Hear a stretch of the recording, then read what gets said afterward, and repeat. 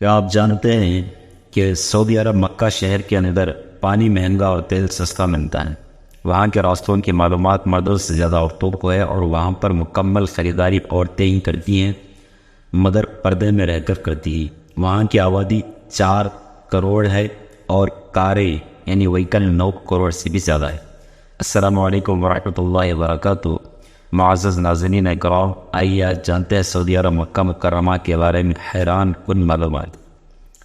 وہاں پانی مہنگا اور تیل سستا ملتا ہے۔ وہاں کے راستوں کی معلومات مردوں سے زیادہ عورتوں کو ہے، اور وہاں پر مکمل خریداری عورتیں ہی کرتی ہیں، مگر پورے پردے میں رہ کر کرتی ہیں۔ وہاں کی آبادی 4 کروڑ ہے اور کاریں یعنی وہیکل 9 کروڑ سے بھی زیادہ ہے۔ مکہ شہر کا کوڑا یعنی کچرا شہر سے 70 کلومیٹر دور پہاڑیوں میں دبا دیا جاتا ہے۔ وہاں کا پانی یعنی زمزم پورے سال اور پوری دنیا میں جاتا ہے، اور وہاں بھی پورے مکہ اور پورے سعودیہ میں استعمال ہوتا ہے، اور الحمدللہ آج تک کبھی بھی کم نہیں ہوا۔ صرف مکہ میں ایک دن میں 3 لاکھ مرغ کی کھپت ہوتی ہے۔ مکہ کے اندر کبھی باہمی جھگڑا نہیں ہوتا ہے۔ سعودیہ میں تقریباً 30 لاکھ بھارتی رہتے ہیں، 18 لاکھ پاکستانی رہتے ہیں، 16 لاکھ بنگلہ دیشی رہتے ہیں، 4 لاکھ مصری رہتے ہیں، 1 لاکھ یمنی رہتے ہیں، اور 3 ملین دیگر ممالک کے لوگ کام کرتے ہیں۔ سوچو اللہ یہاں سے کتنے لوگوں کے گھر چلا رہا ہے۔ صرف مکہ میں 70 لاکھ اے سی استعمال ہوتے ہیں۔ وہاں کھجور کے سوا کوئی فصل نہیں نکلتی، پھر بھی دنیا کی ہر چیز پھل سبزی وغیرہ ملتی ہے، اور بے موسم وہاں پر بکتی ہے۔ مکہ میں 200 کوالٹی کے کھجور بکتے ہیں، اور ایک ایسی کھجور بھی ہے جس میں ہڈی یعنی بیج نہیں ہوتی۔ پورے سعودی عرب میں کوئی دریا یا تالاب نہیں ہے، پھر بھی وہاں پانی کی کوئی کمی نہیں ہے۔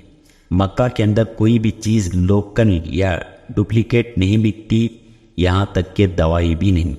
مکہ میں کوئی پاور لائن باہر نہیں ہے، تمام زمین کے اندر ہے۔ پورے مکہ میں کوئی نالا یا نالی نہیں ہے۔ دنیا کا بہترین کپڑا بکتا ہے، جبکہ بنتا نہیں ہے۔ وہاں کی حکومت ہر پڑھنے والے بچوں کو 600 سے 800 ریال ماہانہ وظیفہ دیتی ہے۔ وہاں دھوکہ کا نام کی کوئی چیز نہیں ہے۔ وہاں ترقیاتی کام کے لیے جو پیسہ حکومت سے ملتا ہے وہ پورا کا پورا خرچ کیا جاتا ہے۔ وہاں سرسوں کے تیل کی کوئی اوقات نہیں ہے، پر بکتا تو ہے۔ وہاں سورج یعنی مکئی اور مکئی کا تیل کھایا جاتا ہے۔ وہاں ہریالی نہیں یعنی درخت پودے نہ ہونے کے برابر ہیں۔ پہاڑ خشک اور سیاہ ہیں، مگر سانس لینے میں کوئی تکلیف ہی نہیں۔ یہاں یہ سائنس ریسرچ فیل ہو جاتی ہے۔ وہاں ہر چیز باہر سے منگائی جاتی ہے، پھر بھی مہنگائی نہیں ہوتی۔ آب زمزم کا سراغ لگانے والوں کو منہ کی کھانی پڑی۔ مزید نئے روشن پہلوؤں کی انکشافات سامنے آ گئے۔ تفسیرات کے مطابق آب زمزم اور اس کے کنویں کی پوری صلاحیت پر تحقیق کرنے والے عالمی ادارے اس کی قدرتی ٹیکنالوجی کی تہہ تک پہنچنے میں ناکام ہو کر رہ گئے۔ عالمی تحقیقی ادارے کئی دہائیوں سے اس بات کا کھول لگانے میں مصروف ہیں کہ آب زمزم میں پائے جانے والے خواص کی کیا وجوہات، اور 1 منٹ میں 720 لیٹر یعنی 720 لیٹر، جبکہ 1 گھنٹے میں 43,000 لیٹر پانی فراہم کرنے والے اس کنویں میں پانی کہاں سے آ رہا ہے؟ جبکہ مکہ شہر کی زمین میں سینکڑوں فٹ گہرائی کے باوجود پانی موجود نہیں ہے۔ جاپانی تحقیقاتی ادارے نے اپنی تحقیقی رپورٹ میں کہا ہے کہ آب زمزم کا ایک قطرہ پانی میں شامل ہو جائے تو اس کے خواص بھی وہی ہو جاتے ہیں، یعنی جو پانی میں ملائے جاتے ہیں یہ قطرہ بھی اگر کسی دوسرے پانی میں ملایا جائے تو اس کے خواص بھی آب زمزم کے جیسے ہو جاتے ہیں جو آب زمزم کے ہیں۔ جبکہ زمزم کی ایک قطرے کا بلر دنیا کے کسی بھی خطے کے پانی میں پائے جانے والے بلر سے مشابہت نہیں رکھتا۔ ایک اور انکشاف یہ بھی سامنے آیا ہے کہ ریسائکلنگ سے بھی زمزم کے خواص میں تبدیلی نہیں لائی جا سکتی، یعنی کوالٹی میں تبدیلی نہیں لائی جا سکتی۔